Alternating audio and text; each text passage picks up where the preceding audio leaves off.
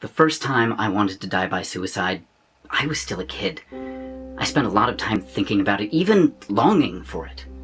Skip ahead a few decades, and I still struggle against those thoughts, against the all-too-strong urge to end my life.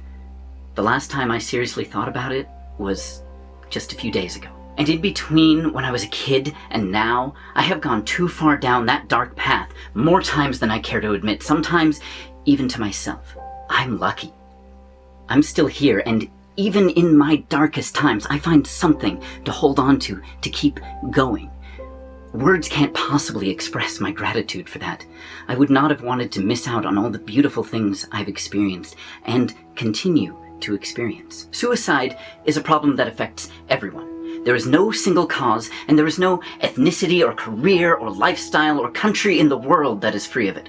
Some are more affected than others, but we all reap the consequences of an issue we're still far too hesitant to discuss openly and honestly. According to the CDC, suicide is the 10th leading cause of death in the United States, claiming 42,773 Americans in 2014. If the loss of that many human lives, that many people with unique stories and devastated loved ones doesn't startle you, maybe you'll be moved by the fact that those lost lives cost the United States $44 billion. And for every one of those 42,773 people who died by suicide, an estimated 25 more make an attempt. On that last number, it's important to note that the estimate of attempts is based on the 169 people who were admitted to a hospital for self-harming. Since many don't report their attempts or seek medical treatment, the real number is almost certainly much, much higher. Expanding the scope, the World Health Organization estimates that globally over 800,000 people die by suicide each year. In 2012, suicide was the second leading cause of death among 15 to 29-year-olds, and the 15th leading cause of death overall. Earlier, I referred to suicide as a disease, and much like a physical disease, it can spread.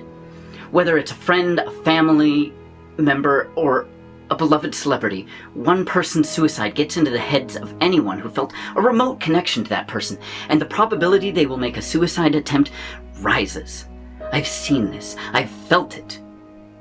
This year is the 10th annual Project for Awesome, an event put on by the YouTube community to promote and raise funds for charities of all types.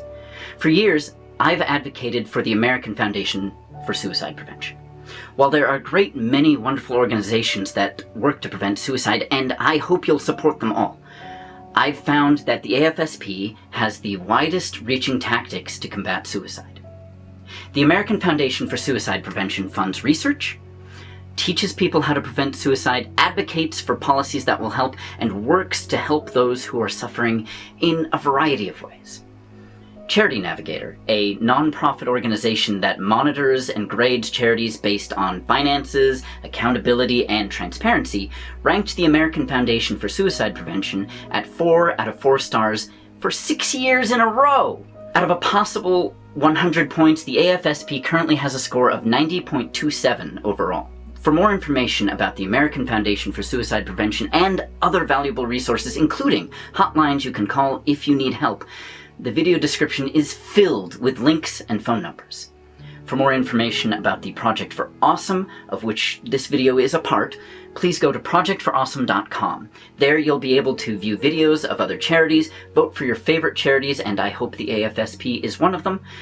And if you're able, you can donate to a fund that will split and disperse among both a few specially selected charities and those charities selected by your votes. Until next time, I'm Adam the Alien. Fare thee well.